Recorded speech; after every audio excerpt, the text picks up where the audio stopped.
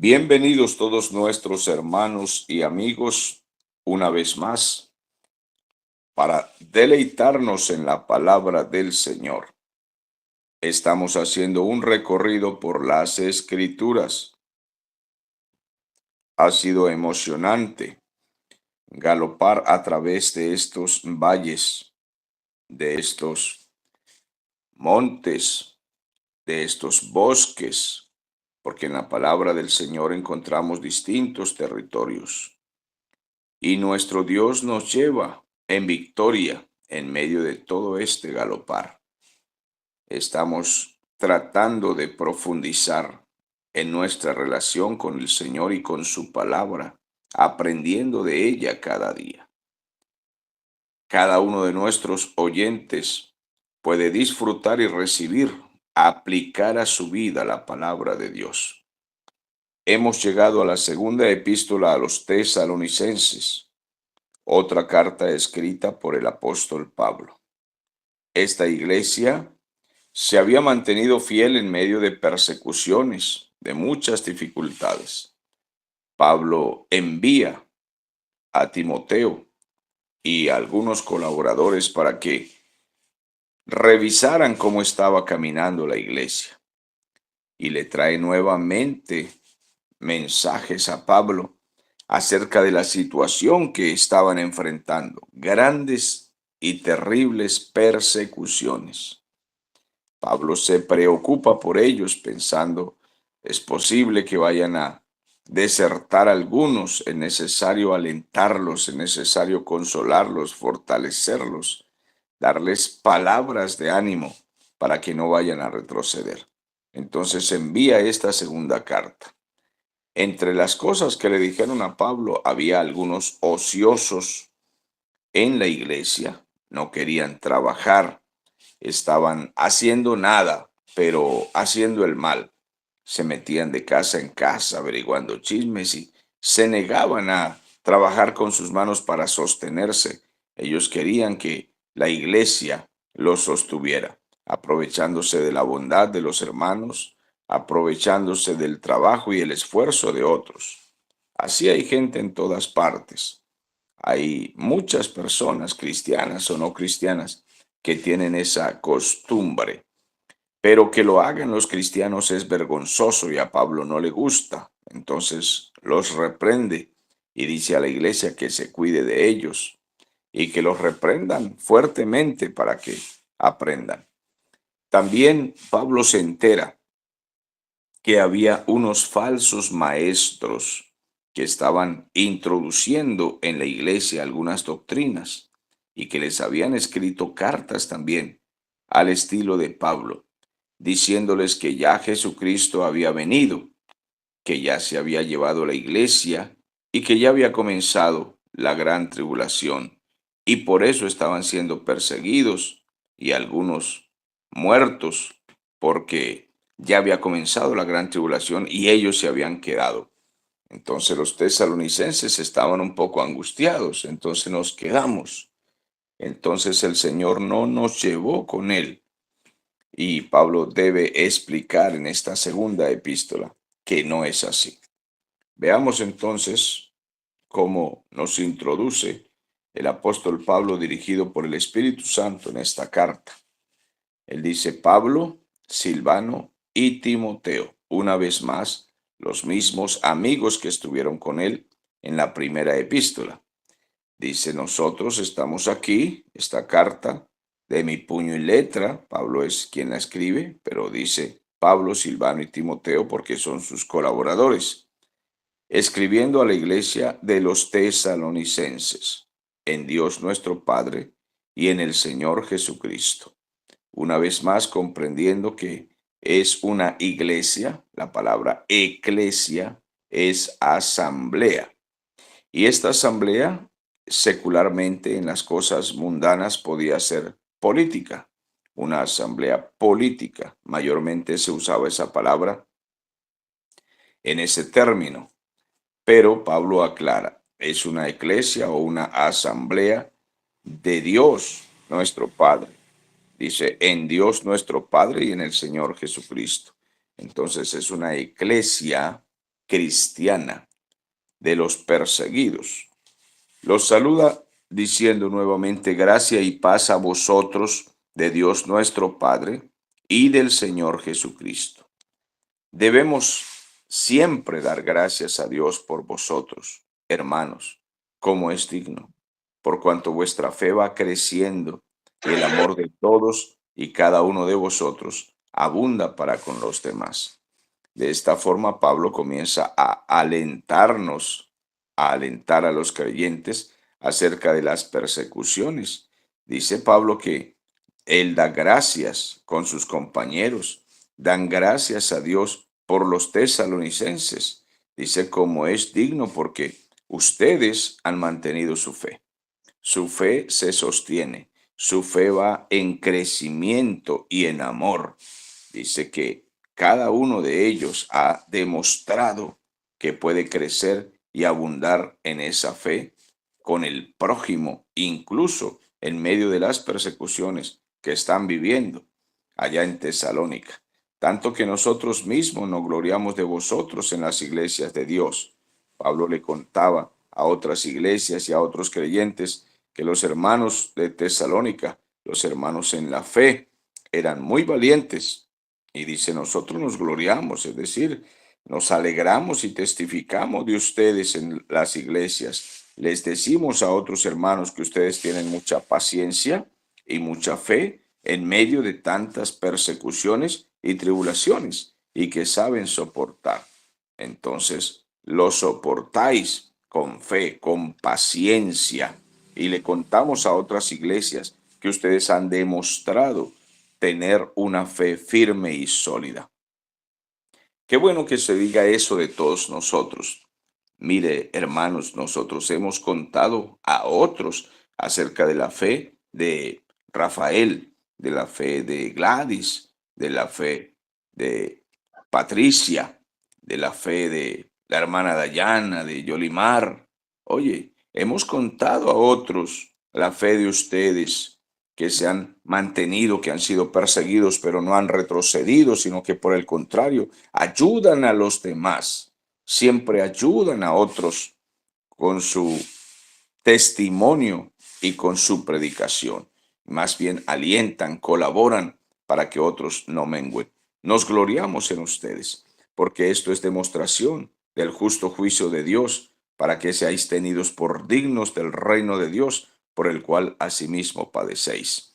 Les está diciendo, ustedes están padeciendo, están sufriendo, es por causa del reino de Dios. Y esto es justo, dice Pablo.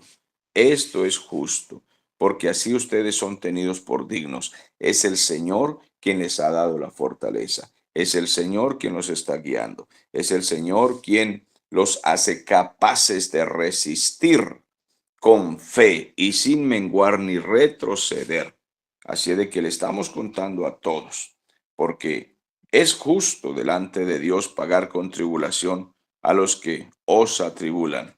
Entonces Pablo dice que sería justo que si alguien los hace sufrir, pues entonces también tenga que sufrir las consecuencias, porque sin duda nuestro Dios no dejará sin reprensión dura y su castigo justo a todo aquel que persigue a la iglesia del Señor. El mismo Pablo sabe que el Señor se le apareció en el camino y le dijo, yo soy Jesús al que tú persigues. Saulo, Saulo, ¿por qué me persigues? ¿Quién eres, Señor? Yo soy Jesús a quien tú persigues. Dura cosa te es dar coces contra el aguijón. Entonces, ¿qué quieres que yo haga, Señor? Bueno, de aquí en adelante vas a sufrir por causa de mi nombre. Todo aquel que atribula a la iglesia del Señor, de una manera o de otra, Pablo por lo menos había sido escogido para servir al Señor. Sufriría, le dijo el Señor, por mi causa, dijo Cristo. Sufrirás por mi causa, serás perseguido de la manera que has perseguido a mis hijos, también te van a perseguir a ti. Pero terrible es cuando el Señor decide castigar a alguien y lo azota por ser impío y no viene al camino de Cristo tal persona. Es muy terrible ser azotado como enemigo de Dios. Es diferente sufrir por la causa del Señor, estar en las manos de Cristo y ser perseguido, que sufrir azotes de parte de Dios y estar como enemigo de Él. Es terrible, porque es justo delante de Dios pagar con tribulación a los que os atribulan. Y a vosotros, que sois atribulados, daros reposo con nosotros, cuando se manifieste el Señor Jesús desde el cielo con los ángeles de su poder. Entonces Pablo les da esperanza. A vosotros, hermanos, que estáis siendo perseguidos y atribulados y maltratados, todos deben saber que van a tener reposo y descanso. ¿Cuándo? Cuando venga el Señor. Esa es nuestra esperanza. A algunos les parece esto muy difícil, tener que decir que van a descansar cuando venga el Señor.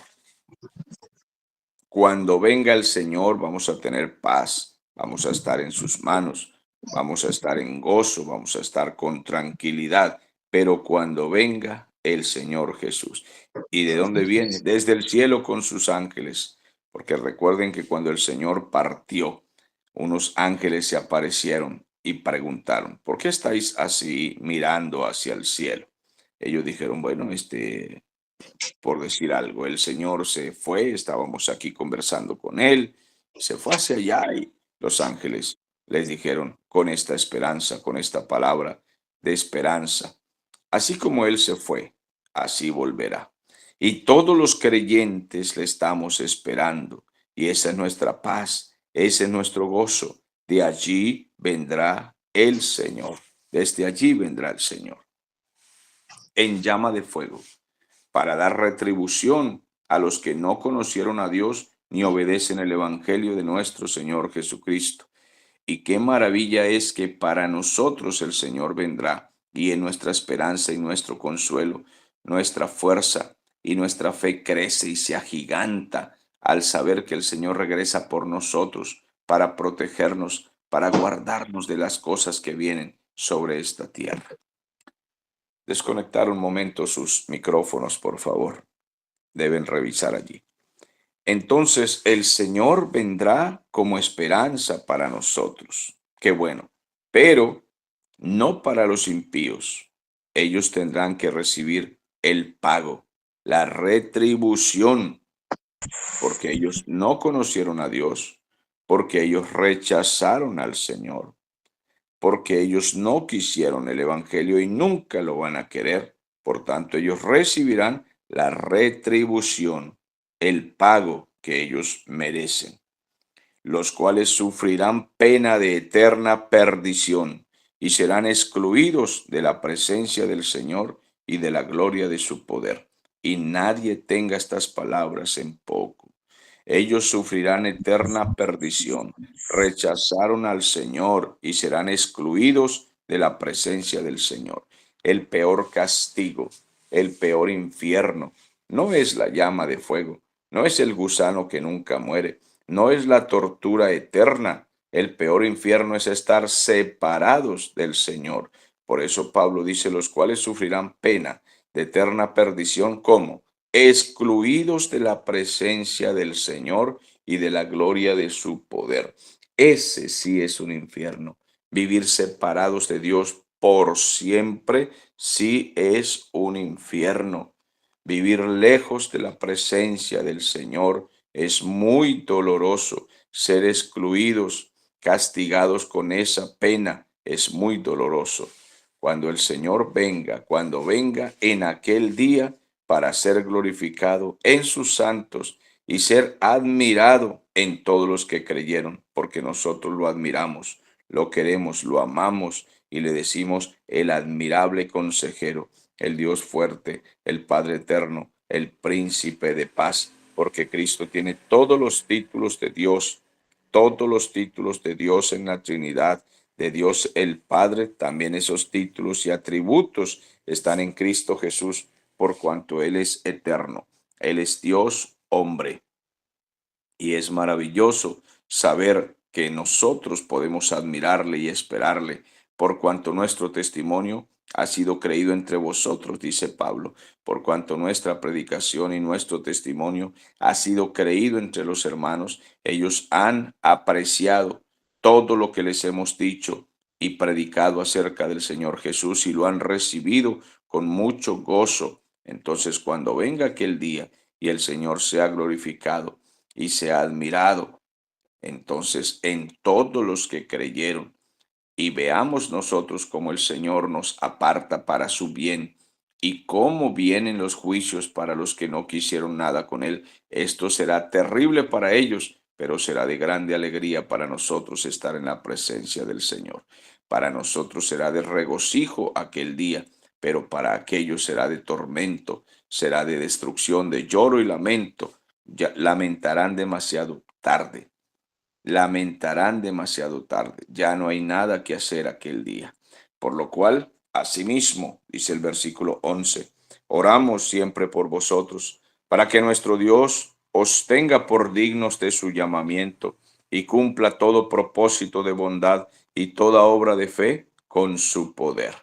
Por lo cual nosotros oramos, seguimos orando por ustedes, dice Pablo, para que nuestro Dios os tenga por dignos de su llamamiento, porque el que los llamó, el que los está santificando día a día, Él va a cumplir todo propósito en ustedes, porque nuestro Dios es bueno, Él es la bondad misma y toda obra de fe con su poder, para que en el nombre de nuestro Señor Jesucristo sea glorificado en vosotros y vosotros en Él, por la gracia de nuestro Dios y del Señor Jesús.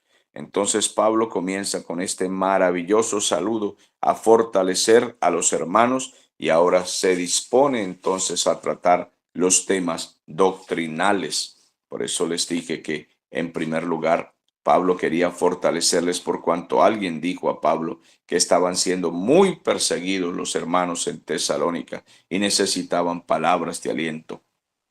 Y Pablo está dispuesto a darles palabras de aliento. Luego que los alienta, entonces viene a corregir el asunto doctrinal a aquellos que les habían dicho, pues ya el Señor vino y ustedes se quedaron y ya no hay nada que hacer. Nos quedamos, el Señor se fue y por tanto, bueno, a llevar chispas, tribulación, fuego, castigos. Ellos están preocupados, posiblemente algunos angustiados, y ahora Pablo pasa a corregir esto.